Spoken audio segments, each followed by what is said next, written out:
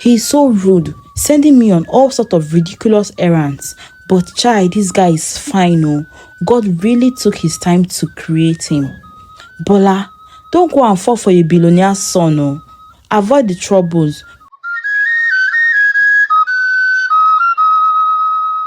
The sun was high in the sky, its rays mercilessly bearing down on Bola as she sat under her old faded umbrella. A small charcoal stove cracked in front of her, the pot of jollof rice on it bubbling vigorously. The aroma of tomatoes, spices, and freshly fried plantains filled the air, wafting to passerby. Madam, I beg 1 plate of jollof rice with 2 dodo join am, a man said, his eyes fixed on the pot. Bola smiled faintly, scooping a generous portion of rice onto a plate and adding the plantains with practiced speed. Here you go, sir. That'll be 500 naira, she said, her voice polite but weary. The man handed her a crumbled note, muttering a quick thank you before walking off. As the day wore on, more customers stopped by her small store, drawn by her irresistible smell and the sight of her neatly arranged plates. Bola worked tirelessly, fanning the charcoal flames, frying plantains, and serving customers with a smile that masked her exhaustion. When the last customer left and the sun began to set, she packed up her things, her mind already on the walk home. The weight of the day's work pressed down on her shoulders, but she found solace in the fact that she had sold everything. Mama, I sold everything today, Bola announced brightly as she stepped into their tiny home, holding out a handful of naira notes. Her mother, Mama Bola, sat on a chair in the corner, her wrapper tied loosely around her frail frame. She smiled weakly, her eyes lighting up at the sight of her daughter. God will bless your efforts, my child. One day, things will get better, she said. Bola knelt beside her mother, placing the money in her lap. Mama, when will that day come? It's been years and nothing has changed. Mama Bola placed a gentle hand on her daughter's cheek. Don't lose hope, my child. God's timing is perfect. Keep working hard and doors will open. That night, as Bola lay on the thin mattress she shared with her mother, her mind raced. She thought about her dreams of becoming a chef, of opening her own restaurant one day, but those dreams felt so distant, buried under the weight of her daily struggles. The next morning, Bola was back at her store, arranging her plate and setting the pot on the stove when her childhood friend, Titi, approached her. Bola, you're already sweating this early morning, Titi teased, her bright smile making her look even livelier. Bola chuckled. What can I do, Titi? Money doesn't wait for anyone, does it? But seriously, Bola, you can't keep doing this forever. There is a better opportunity. Bola looked at her friend skeptically. What opportunity? Titi leaned closer, her voice dropping to a conspiratorial whisper. There is an opening for a housekeeper at Chief Adekunle's house. Chief Adekunle, the businessman, the popular one? Bola asked, her eyes widening. Yes, they are looking for someone and I heard they pay very well, according to previous staff. Bola, this could be your chance to leave this roadside hustle. Bola frowned, but I've never done that kind of a job before. What if I embarrass myself? Titi rolled her eyes. Housekeeping is not rocket science, my friend. You can clean, you can cook, you manage a home. Besides, everything is better than standing under this hot sun every day. Bola sighed, considering her friend's words. That evening, she brought up the idea to her mother as they shared a simple meal of yam. Mama, Titi told me about a job opening at Chief Adenkule's house. She said I should apply, Bola said hesitantly. Mama Bola chewed slowly, her face thoughtful. Working in a wealthy man's house is actually not a bad idea, considering they pay well. If you think it's a good opportunity, go ahead, my child. But Mama, what if I am not good enough for the job? Her mother reached for her hand. You are good enough, my daughter. You are hardworking and honest. God will guide you. The next morning, Bola dressed in her outfit, a plain blouse and a long skirt, and made her way to the address Titi had given her. When she got there, the gatekeeper eyed her suspiciously, but let her in after she mentioned the housekeeping position. Bola's heart pounded as she walked through the massive compound, her sandals clicking softly against the tiled pathway. Inside the house was even more intimidating. A middle-aged woman who introduced herself as the head housekeeper led Bola to a sitting room where she was to be interviewed. "Chief Adekunle will see you shortly," the woman said before leaving. Bola sat nervously, her hands clasped tightly in her lap. When Chief Adekunle finally entered, she was struck by his warm demeanor. He was a tall, elderly man with a kind smile and a voice that put her at ease. "Your name is Bola, right?" he asked. "Yes, sir, I am." "Do you have any experience working as a housekeeper?" "No, sir, but I am a very fast learner," Bola said.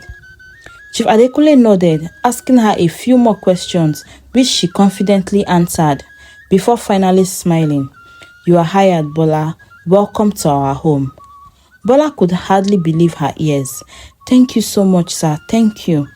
As she walked out of the mansion, a wave of joy swept over her. She couldn't wait to share the good news with her mother and Titi. When she got home, she burst through the door, her face lit up with excitement. "Mama, I got the job and I start next week." Her mother hugged her tightly, tears of joy in her eyes. "God has answered our prayers, Bola. This is the beginning of better days." Bola smiled, her heart swelling with hope for the first time in many years.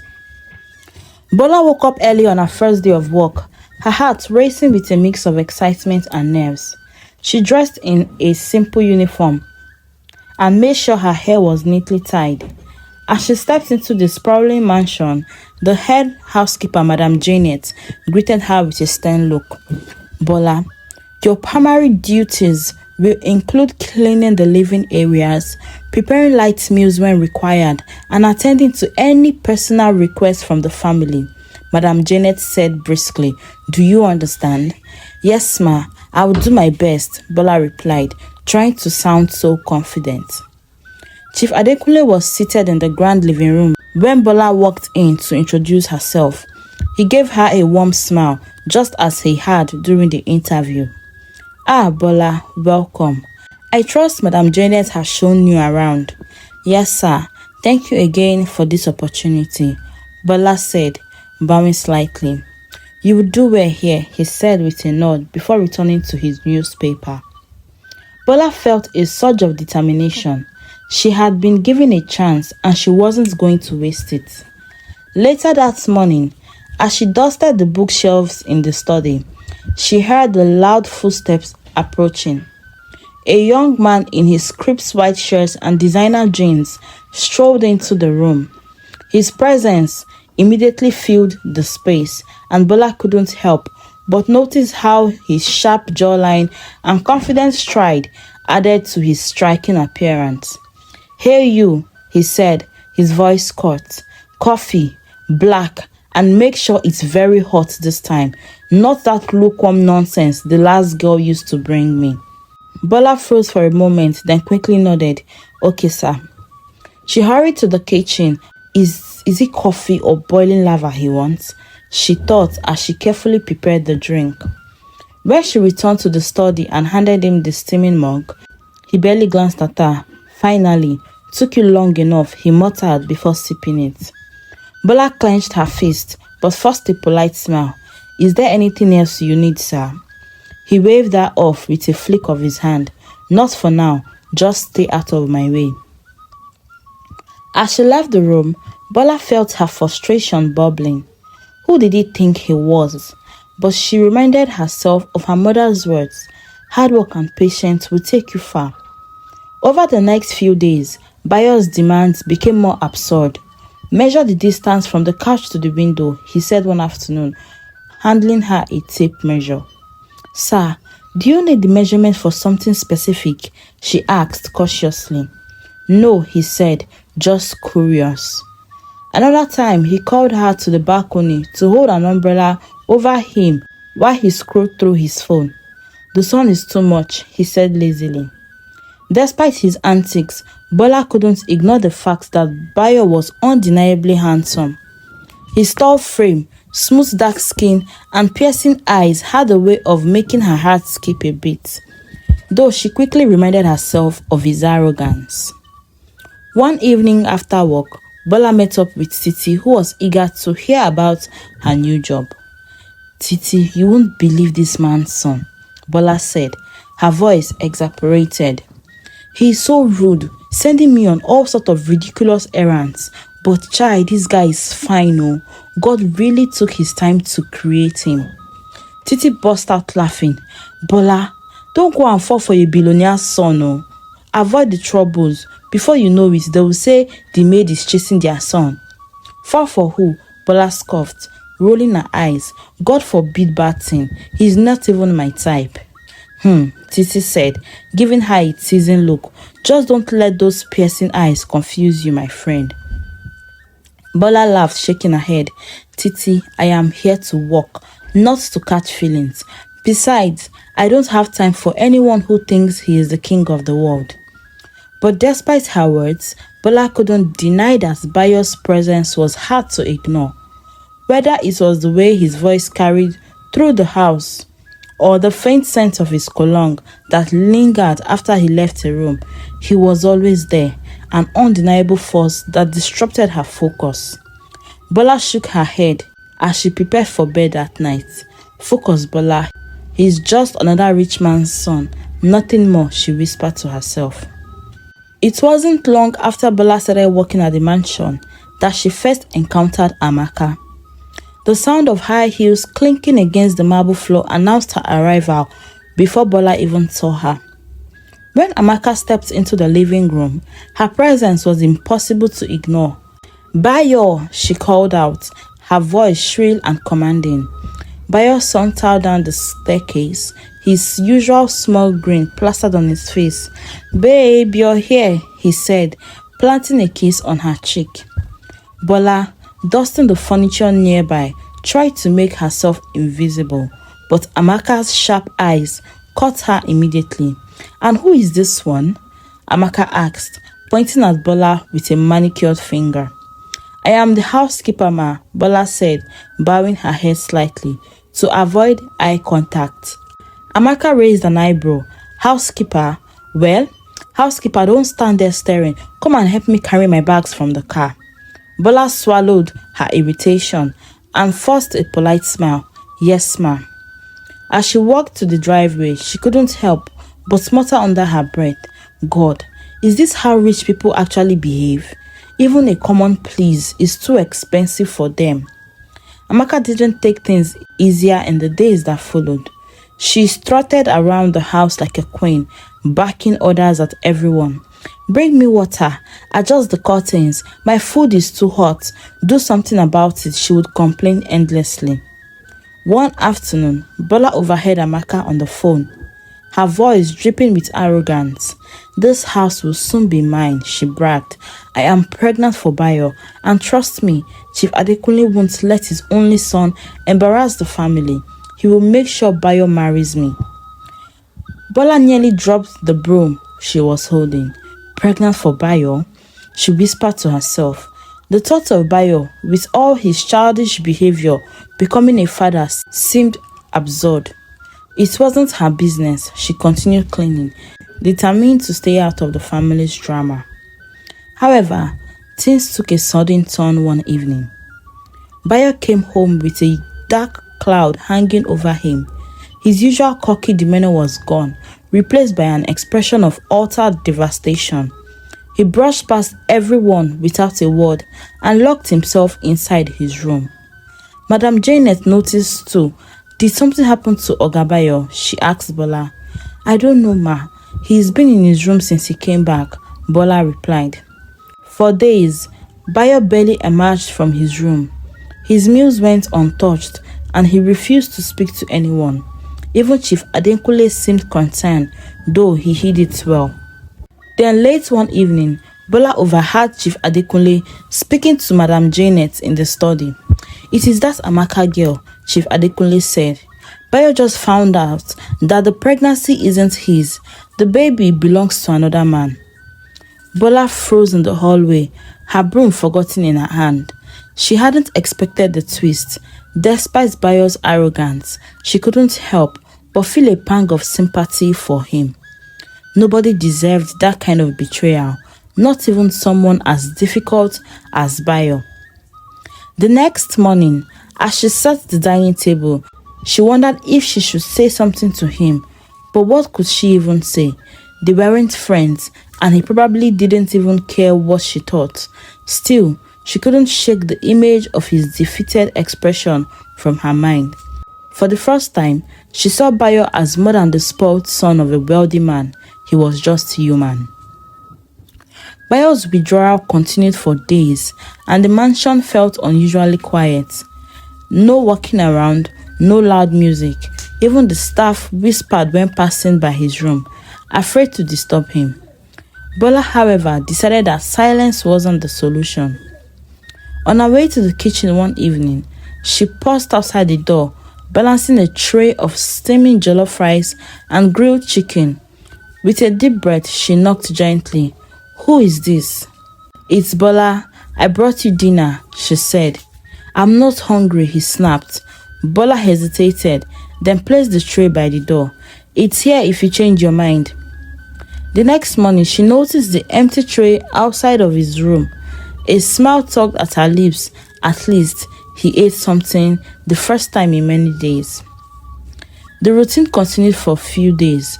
Bola made sure to prepare his favorite meals, like yam porridge with smoked fish, egusi soup with pounded yam, leaving them outside his door without saying much. She wasn't sure why she cared so much, but something about seeing him so broken didn't really sit well with her. One evening, as she knocked the door again, the door swung open unexpectedly. Bayo stood there, his face tired but no longer angry. "I don't need your pity," he said, his voice low but measured. Bola met his gaze, unflinching. "It's not pity," she replied. "You need to eat. I want you to eat something." For a moment, he looked like he might argue, but instead, he sighed and stepped aside. "Fine, come in." Bola hesitated, then walked into the room. It was the first time she had been inside, because the cleaning of his room was specifically left for Madame Jeanette. It was surprisingly simple for someone as flashy as Bayo. He sat on the edge of his bed and picked at the food. "Why are you even so nice to me?" he asked suddenly, "even after the way I treated you." Bola smiled faintly. "It's not my job to judge you, sir. Everyone has their battles." Bayo stared at her, genuinely puzzled. Most people either avoided him or tolerated him out of fear or obligation. Bola, on the other hand, was very different. The days that followed brought unexpected changes. Bayo began emerging from his room more often, though he still kept to himself. Occasionally, he would sit in the garden while Bola walked, watching her sweep or carry out her normal day-to-day activities. One afternoon, as she wiped down a furniture, he spoke up. "Do you really like working here?" Bola straightened, surprised by the question. "It's not about liking it, sir. It is about survival." He nodded, his expression thoughtful. "I guess that makes a lot of sense." Their conversations grew more frequent. At first, they were brief, polite exchanges about the weather or a comment about the food, but over time, they became deeper. One night, as Bola brought him another tray of dinner, he opened up. "My mom died when I was just 10 years old," he said, staring at the plate without touching it. "After that, it was just me and my dad. He tried, but I don't know, maybe that's why I don't know how to treat people very well, because that anger after her death stayed with me for a very long time." Bola's hand tightened on the tray. She hadn't expected him to share something so personal. "I am so sorry," she said quietly. He looked up at her, his eyes searching. "Why are you apologizing? You didn't even know her."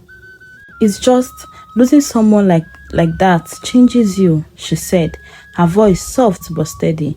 I know how it feels, and I honestly empathize with that. Bayo tilted his head, curious. Who did you lose? Bola hesitated, then placed the tray on the table. My father. He passed away 5 years ago. Things haven't been the same since then. For the first time, they shared a moment of mutual understanding. The walls Bayo had built around himself seemed to crack, just a little. And for Bola, the arrogant, spoiled man she once despised now seemed very human. The sky was already dark by the time Bola finished tidying up the kitchen. She glanced at the clock on the wall and sighed. It was much later than usual, and she dreaded the thought of walking home through the dimly lit streets. Bayo appeared by the doorway, leaning casually against the frame. You're still here? He asked, a slight frown on his face. Yes, I am. I lost track of time, Bola admitted. I'll be heading home now. Bayo crossed his arm. At this time, it's too dangerous, please.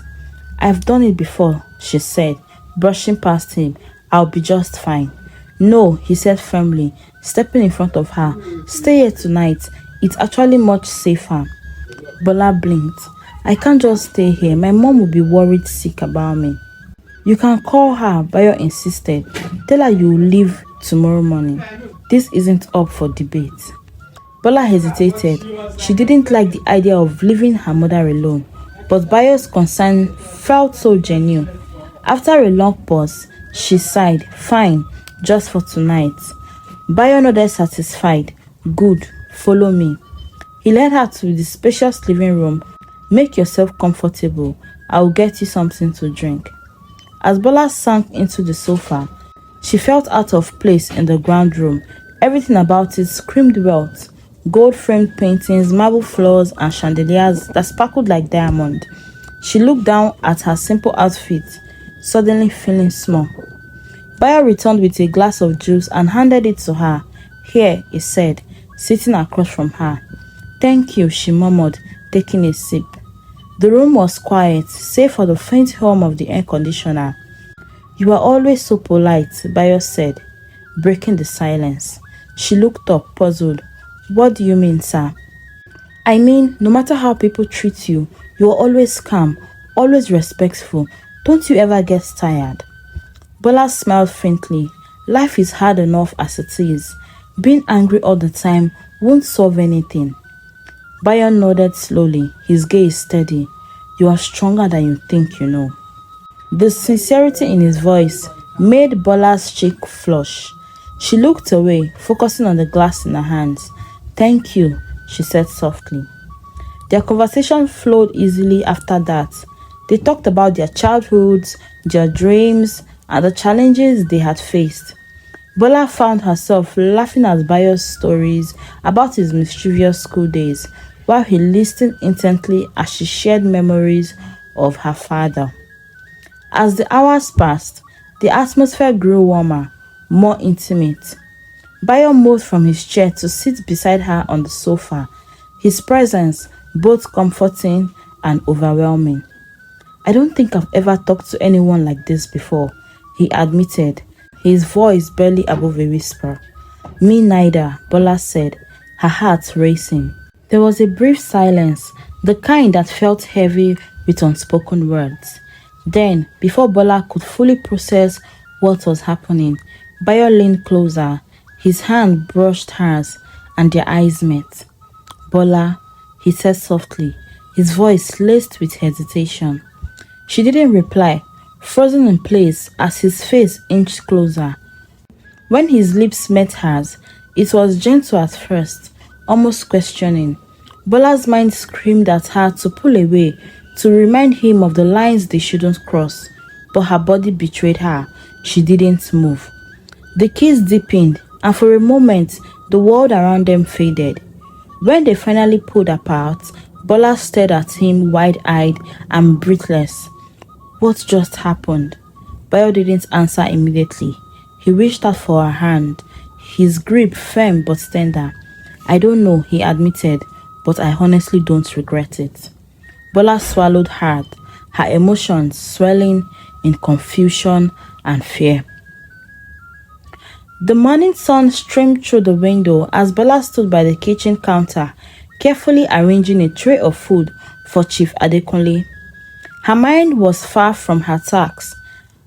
The memory of Bayo's kiss played on a loop in her head, leaving her confused and restless. What am I even doing? She thought. He's Bayo Adekunle, wealthy, privileged, and completely out of my league. This can't happen. Her thoughts were interrupted by the sound of footsteps. Bayo entered the dining area. He looked different, less intimidating, almost approachable. "Good morning, Bola," he greeted, his voice softer than usual. "Good morning, sir," she replied. Bayo hesitated, then spoke again. "Can you stop calling me sir? Just call me Bayo." Bola paused, her fingers gripping a spoon tightly. She didn't look up. "It's a habit," she murmured, continuing her walk. Chief Adekunle entered the room moments later, his sharp eyes noticing the slight tension in the air. He greeted them both with his usual joviality, but seemed to linger a little longer on Bayo's expression. Later that afternoon, as Bola cleaned the study, Chief Adekunle called her over. "Bola, sit down for a moment, please," he said, gesturing to a chair. She obeyed, wondering if she had done something wrong. "You've been with us for a while now," Chief Adekunle began, "and I must say, your presence has made a difference in this house, especially for Bayo." Bola frowned slightly. "I'm just doing my job, sir." "No, it's more than that," he hesitated. "He's calmer, more considerate. You've been a good influence on him. Thank you for that." Bola's cheek burned as she quickly lowered her gaze. "I'm grateful for the opportunity to work here, sir," she said. Chief Adekunle smiled warmly. "You're a good girl, Bola. Keep being yourself." That evening, as Bola finished her chores, Bayo approached her again. He was leaning casually against the kitchen doorway, his hands in his pocket. "Do you ever take a break?" he asked, his voice laced with amusement. Bola straightened up, dusting her hands. "Not really. There is always something to do." "Well, not tonight," Bayo declared. "Come for a drive with me." She blinked, caught off guard. "A drive? I'm sorry, I can't." "You can," he interrupted. "You deserve a break, and I want to show you something, please." His tone was gentle yet firm, and Bola found herself unable to refuse. Against her better judgment, she nodded. They drove in comfortable silence, the city lights flickering like fireflies as they passed. Eventually, Bayo pulled up at a quiet spot by the waterside. The cool evening breeze carried the faint scent of salt, and the rhythmic sound of waves filled the air. Bola stepped out of the car, mesmerized by the beauty of the scene. The water shimmered under the moonlight, and the city's glow reflected on the rippling surface. "This is beautiful," she said softly, hugging herself against the chill. Bayo stood beside her. "I come here when I need to clear my head," he admitted. "It's very peaceful." Bola nodded. She didn't notice Bayo watching her until he spoke again. "Bola, why are you just so different?" he asked. "Different? How?" she replied, turning to him. "You're just so humble, yet really hardworking, and you genuinely care about people," he said. "I've never met anyone like you." Bola felt her cheeks warm. She looked away, her gaze fixed on the water. "Life has taught me to appreciate the little things," she replied. "You learn to be patient and grateful when you don't have much." Bayo nodded thoughtfully. "You are amazing, Bola. I hope you know that." Her heart raced, but she willed herself to stay composed. "I'm just me," she said quietly. Bayo smiled, but his expression held something deeper. Admiration, perhaps even affection. The moment felt heavy with unspoken emotions, and Bola struggled to find the right words. As they stood there, the world seemed to shrink to just the two of them. Bola couldn't deny it any longer. She was falling for him. She was falling for a billionaire's son, and she didn't know how to stop it. The following week, Bayo walked into the kitchen with an air of excitement. Bola was busy cleaning the counters when he cleared his throat dramatically to get her attention. "Bola," he said, a mischievous smile playing on his lips. She turned to him. "Yes, sir." "Stop calling me sir. How many times will I tell you that?" he teased before continuing. "I would like to take you out on a date, a proper date." Bola blinked, her mouth slightly open. "Me? On a date with you?" "Yes, why not?" he replied, but there was a spark of sincerity in his tone. "You deserve to be treated like a queen that you are." Bola was too stunned to respond immediately. Bayo gave her a playful wink before walking out, leaving her to process what had just happened. Later that day, she told her friend Titi about it. "Wait, oh," Titi said, her voice full of excitement. "Bola, you mean Bayo Adekunle? The Bayo Adekunle is taking you out on a date? My friend, this is not a small gist." Bola rolled her eyes. "Titi, it's not that deep. He probably feels sorry for me or something." "Sorry for you?" "Bola, beg, shift with that nonsense talk. This one is not pity. I'm telling you, when he sees you dressed up, he will fall harder. Just watch." When the evening of the date arrived, she wore a very simple but beautiful gown paired with a beautiful black heel. Her hair was styled neatly, and a touch of light makeup highlighted her natural beauty. "Stop touching your hair," Titi scolded. "You look perfect. Now go and make that billionaire's son speechless." Bayo arrived shortly after in a sleek black car. When Bola stepped out to meet him, his breath hitched. "Wow, you look breathtaking," he stammered, his usual confidence slipping. Bola blushed, looking down shyly. "Thank you so much." Bayo had chosen a rooftop restaurant overlooking the sparkling city lights. The ambience was enchanting, with soft music playing and candlelit tables adding to the magic. As they sat across from each other, Bayo couldn't take his eyes off her for a moment. He asked about her dreams, her childhood and everything in between. Bola, at first hesitant, began to open up. For the first time she felt seen, really seen. "You've been through so much," Bayo said after she shared a story about her struggles, "yet you're still this amazing. I admire that." Bola looked at him, surprised by the depth of his words. "Thank you, Bayo." The nights felt so surreal, like a scene from a movie. When they returned home, Bayo walked her to her door. "Bola," he said, taking her hands gently, "I've never felt this way before. Will you please be my girlfriend?" Bola froze, her heart pounding in her chest. "Bayo, are you sure? We are from two different worlds." He shook his head firmly. "I don't care about that. All I care about is you." Her lips slowly curved into a smile. "Yes," she whispered. Bayo didn't waste time showing how serious he was about Bola. The next morning, he sat down with his father and told him everything. Chief Adekunle listened silently, his eyes narrowing slightly as Bayo spoke. When Bayo finished, his father smiled. "She's a good girl, Bayo. I've seen the way she carries herself and how she's changed you. Don't let society or anyone stop you from being happy." Encouraged by his father's support, Bayo began to take steps to improve Bola's life. He first enrolled her in a prestigious culinary school after learning about her dream of becoming a chef. "Bayo, this is too much," Bola protested when he handed her the admission letter.